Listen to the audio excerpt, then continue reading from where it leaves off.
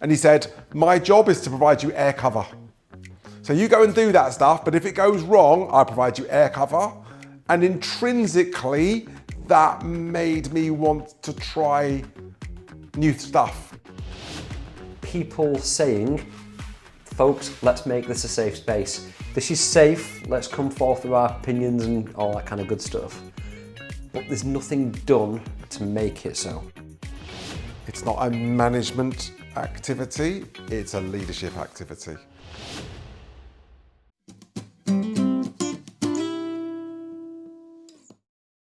Welcome back to another episode of Lead Every Day with Martin and Ben. And today's topic is one that we're asked about quite frequently by the clients we work with, and that is psychological safety. Now, we spoke about this before starting to film and record today, and we agreed we're not going to step on the toes of Amy Edmondson, who founded, the concept, coined the idea and the notion of this back in the 90s and early 2000s. But instead, what we will do is talk about our views and what we think psychological safety is, the impacts of having it and not, and then what on earth we could do to agenda it. Right, that's kind of where we thought the conversation would go today. So maybe a good place to start is what does it mean to us, away from the theory? Yeah. For me, if I think about feeling safe, I think I might have mentioned this a little bit in a previous pod, but it's feeling valued and feeling listened to, but also feeling comfortable to challenge things when I don't think they're working and share my views and opinions without that being career limiting. That's the bit, innit? Without it being career limiting. What about you? I was thinking about the career limiting piece. It's where I felt in the past that I could go against the grain. I could voice my concerns for something. Again, like you said though, without it being limiting. So that in the future, what we mean by that, or what I mean by that, is that in the future, someone's not going to hold it against me. Yeah. They're not going to say, hang on a minute, 6 months ago you said this, or, oh, it's performance review time. Do you remember back in March when Ben was disagreeable? It's being comfortable knowing it's not going to be used against me. Yeah. And I'm sure we'll talk about it later, there's a big bit about how we do that. Yeah. So it doesn't become a badge, I'm just being psychologically safe. There's a bit of that as well. I'm sure we'll cover that a bit later. Yeah. Again, there's almost something about, and it's one of those phrases, being able to bring my best self to work without worrying about, I reckon sometimes there's a bit of groupthink that goes on in teams, going, in order to fit in, I've got to become, if you like, old Star Trek, one of the Borg, and being, just the collective mind almost. And sometimes thinking a little bit differently can be seen as dangerous, so people don't do it in order to fit in. Of course, and like you say, bringing your best self to work, thinking differently, that takes me straight towards being a bit experimental, pushing the boundaries a little bit, doing something maybe we haven't tried before, knowing that it could go pear-shaped. Yeah. And if I feel comfortable enough to give that stuff a go, I'm probably going to be feeling safe. Yeah. So it's not just about going against the grain and voicing contrary beliefs and opinions. It can be feeling brave enough to give things a go, even if you know they might not go particularly well. No, I like that. So it's one of those phrases that is almost a phrase du jour. And I know that I've heard the phrase bandied around a little bit, or quite a bit. Mm-hmm. Is that dangerous? I think we'll talk in a moment about perhaps how it could be weaponized, for want of a better phrase. But I think maybe not dangerous, but maybe if people say it without understanding how to do it, or say it without doing something to make it safe, it risks becoming a throwaway line. And for a bit of context, you hear that in and outside of work. So start with outside. There was, you can picture this at a Slimming World group that I used to go to. I've moved on since. If you've been following the story, I've moved on, right? And I remember, it's almost like the person who's leading the group saying, "This is a safe space, everybody. and then you admit to eating a scone and are ridiculed and punished publicly. So just because you say it, it doesn't make it true. And again, I put that into the work example. How many times do we hear, it'd be great to hear your views on this, people saying, folks, let's make this a safe space. This is safe, let's come forth with our opinions and all that kind of good stuff. But there's nothing done to make it so. Yeah. And I suppose that also goes back to something that I know we've previously talked about, being congruent. Yeah. So just because I say it doesn't mean, like you said, it's going to happen. What words and pictures need to match. Absolutely. Otherwise people sat there going, no, it's not. Yeah. And you could say it till you're blue in the face. Yeah. But yeah. But the irony is, if someone's saying this is a safe space and it isn't, people are saying, no, it isn't, but not publicly. Yeah. They're saying it under breath, and there's an undercurrent that this isn't safe. Yeah, and then I think I've given people the opportunity to speak up, and when they haven't, I hold that against them as well. I've let them know. Why don't you come? My door's always open. It's that kind of throwaway line, isn't it? I think we're already starting to touch on, one of the things that, we're often asked about again is, so what's the impact of, especially because it's only been around since the 90s, just because it had a label in the 90s, what's the impact of having it or not having it? So from your perspective, what's the impact of, I know what I think, but it'd be interesting to see if our views align. Okay. What the impact of having it first? Yeah. I think we've touched on it already. I think that from a team that I've worked in that was starting to acquire it, let's put it that way, there was, go back to Lencioni, one of our heroes, right? That you see that there's a willingness to engage in unfiltered, healthy debate and disagreement, but it's done for the good of the team. Yeah.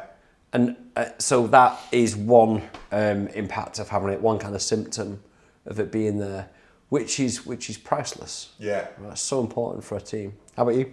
I think you've covered it again already. You've made me think about it. It's almost a guiding light to experimentation and to trying stuff out. So it's the experimentation, and it's like, let's try something a little bit new, and that creativity. I think being safe encourages that. I still have a phrase in my head that a brilliant boss said to me once, and he said, my job is to provide you air cover. So you go and do that stuff, but if it goes wrong, I provide you air cover. And intrinsically, that made me want to try new stuff, because I knew that my boss would always have my back. So you were still responsible for the thing you were doing, but the boss was the one who held the accountability. 100%. Yeah, okay. So what about, maybe it's an easy question to answer, what about not having it? The impact of it not being there. I think that there's likely to be a lot of lip service on a team. Yeah. People will be nodding and yes, I get it, boss. And then I'm not doing that. Yeah. A dangerous one. People make a mistake and they don't admit it. Yeah. So then it festers. Yeah. And it can sit there as a mistake that happened that then grows arms and legs and becomes more dangerous. And then instead of being able to support and call it out and, like your boss, provide the air cover, Dr. Amy Edmondson talks about that in some of the Google Oxygen research, which talks about the best teams, the most successful teams, on paper, make more mistakes than the less successful teams. They don't. They just are comfortable and confident to share the mistakes they've made. And then that becomes normalised. Yeah. It's just a normal thing. It's just how we do what we do here. But that means everybody learns from the mistakes because they're out in the open. Yeah. Yep. And it's the less taboo. It doesn't feel like you're going to get your wrist slapped for doing so. Yeah. How about you? What's anything we've missed there for not having it? I think that there's, and I'm thinking about a phrase that I heard a few years ago about it creates a climate of mistrust and fear. That's a nice phrase. Yeah. A climate of mistrust and fear. Yeah. And it's almost a bit of I need to walk on eggshells, because if I don't, it's career limiting or my card is marked. Yes. So like you said, I'll just nod and say yes, even if I don't understand, it's not clear, and it makes it easy for the leader, not purposefully, but to blame the individual rather than take personal accountability for the success.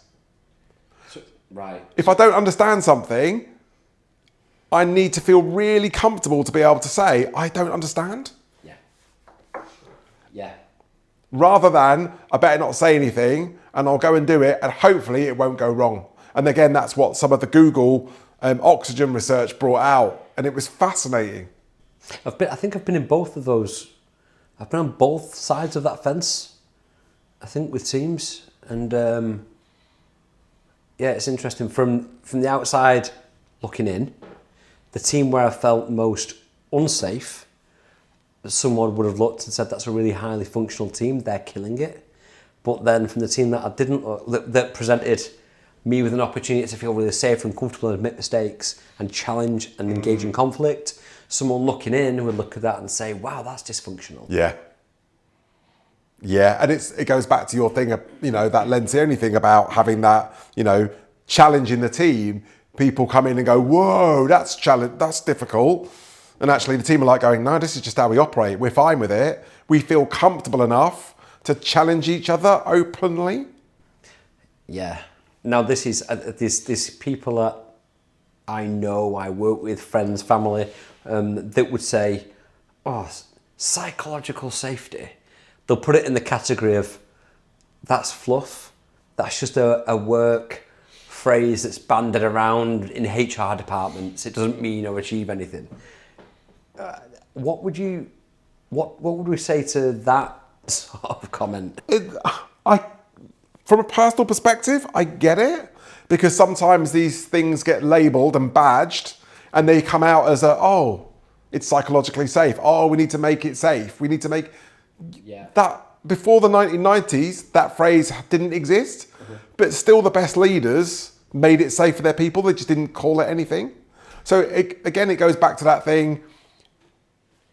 There's no point, in my humble opinion, there's no point asking people if they are safe.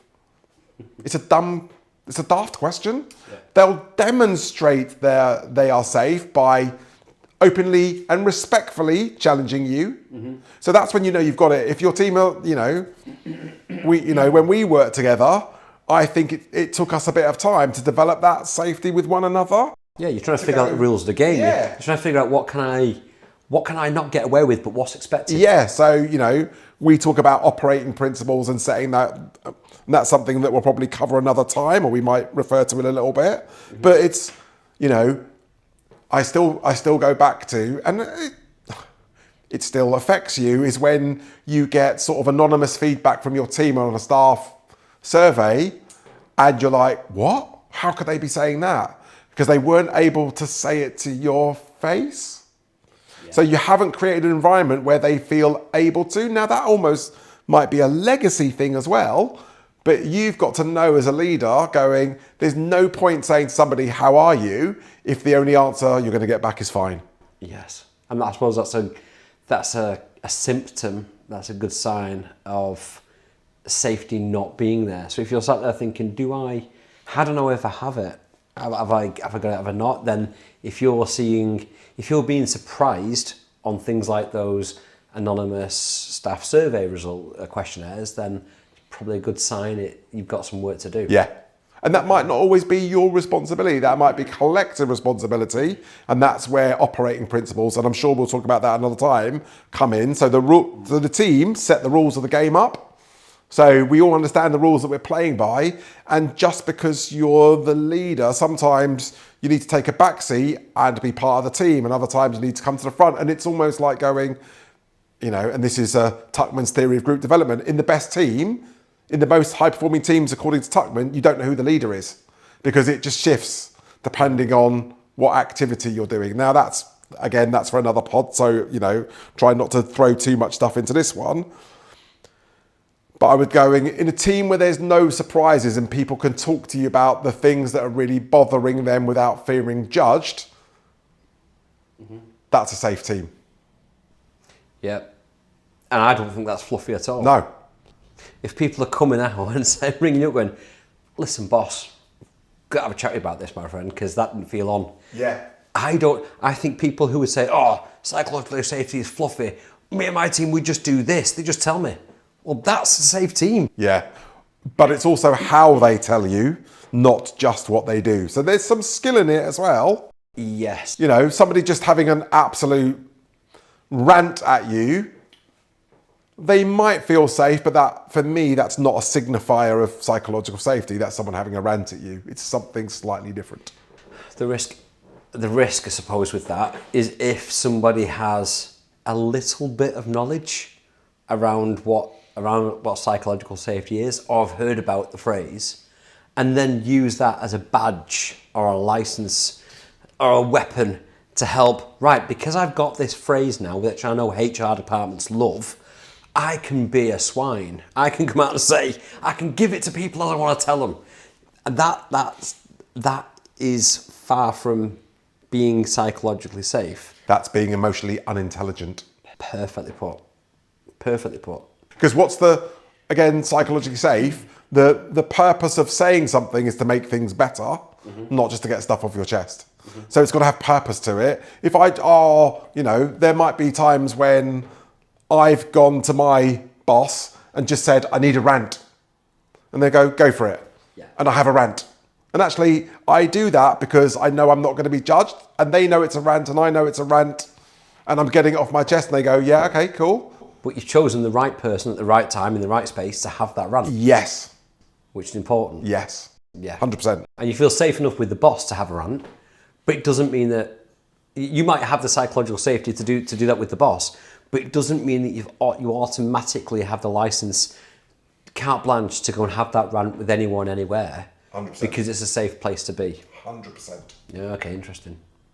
So, I think we had a good chat about what it is, what it isn't, the impacts, what it causes, the risks of not having it, but what do you do to agenda it? How do we create it?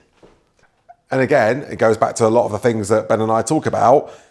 It's by the demonstration of the behaviours rather than the words that you use. So, there's a few things that you can do. I guess one of the first things, and Ben and I are bound to say this one, but it being proactively seek feedback on yourself. So it's not just, we talk about our 2 one-to-one questions. So what do I do that really works for you? Can you give me an example? And what do I do that doesn't work for you? And can you give me an example? And typically when you go, what do I do that doesn't work for you? People will say nothing. It's really easy to go, cool, move on. But how can you go, come on, there must be something. I need your help. Tell me. And they'll probably tell you something that's safer to tell you. Yeah, low stakes. Low stakes. Yeah. You take that on board and go, brilliant, what else? Because you're demonstrating that you really want to learn and get better. So how does that help with the safety? Because you thank people when they give it to you and you ask them to go, thanks, that's really helpful.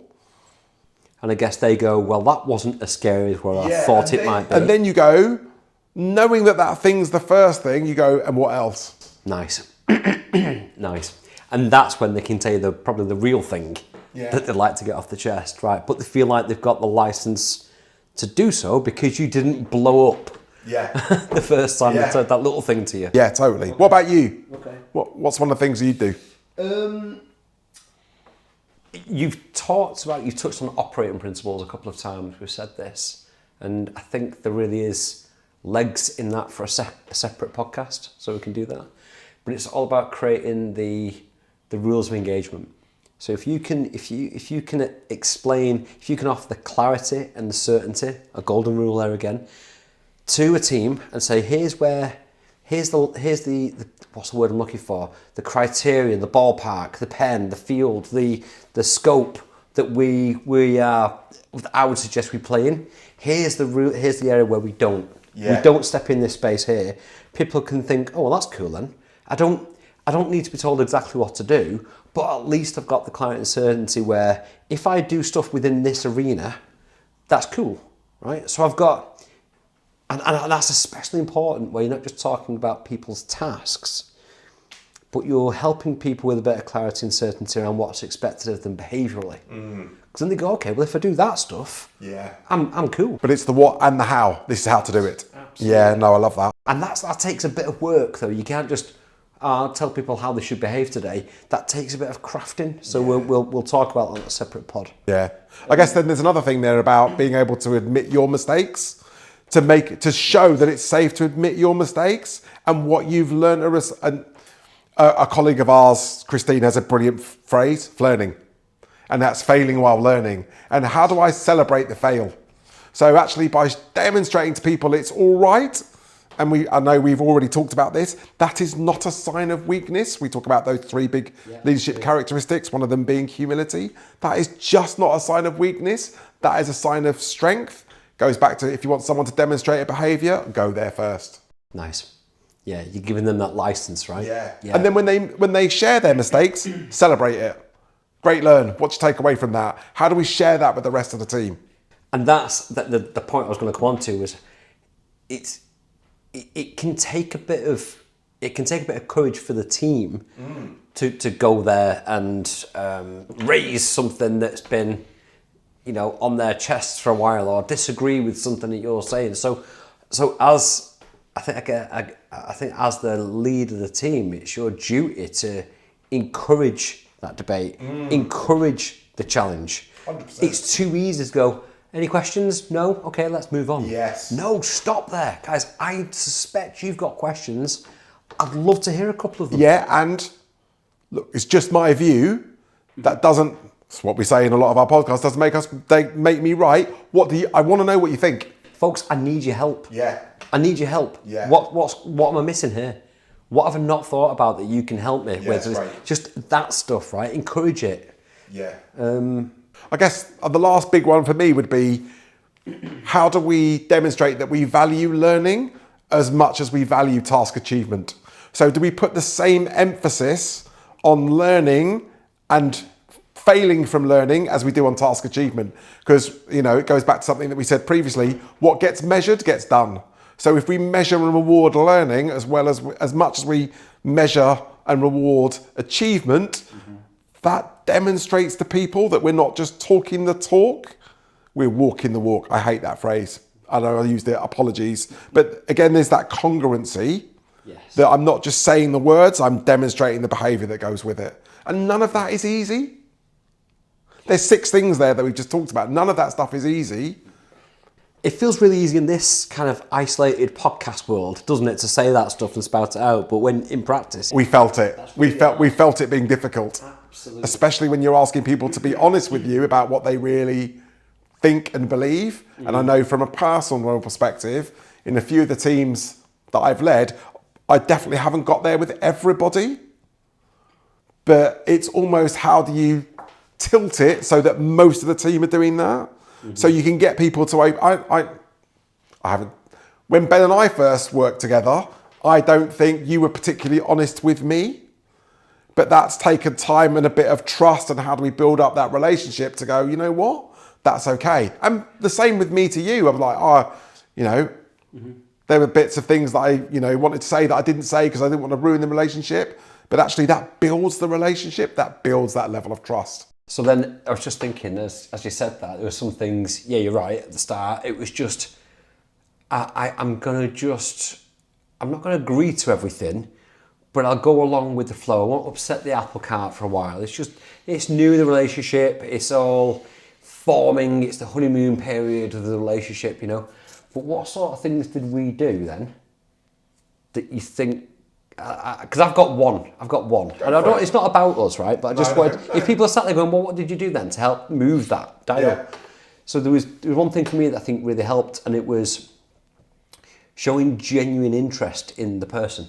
So you got to know them past, oh, you're Ben, here's your reference number of your salary, here's your email address. You get to know about the family. You get to know about then past that, how they want to spend their time. You get to know about what they value, what they believe. First golden rule of leadership, know your people, know your people, know your people. And That takes time, and it typically doesn't get measured by organisations. The output gets measured, but the input doesn't. One of the things that it's fine just knowing that stuff, but there's how you use it, which is really important. So then when you can replay back to someone, oh, I see that would have been really difficult because I know you really value fairness. You know, I'm like, wow, you get me. Yeah, I do value fairness. That's my big thing. But it takes time to build those relationships. You can't just decide right now we're going to be psychologically safe. That just takes time. It's not a management activity. It's a leadership activity. And so, you know, just as we bring that, it's just some ideas. It doesn't, you know, please have a look at the work of Amy Edmondson and the Google Oxygen research, because it's a fascinating read. And I'm sure she's done a few TED Talks and she's always brilliant to listen to. But Ben and I just wanted to share our thoughts on, not, like Ben said, not the theory, but how do we make that into a practical leadership activity? Absolutely. And if you want to know more, you can always get in touch with us. We're on the LinkedIns, we're on the socials. And of course, if you want to let us know of a future topic that you'd like to hear us talk more about, you can scroll down and hit text us now, and that message comes directly to us with a bit of an instruction to talk about this stuff. So yeah, well, listen, that's all from us today. Thank you much for listening back. We'll speak again soon. Cheers.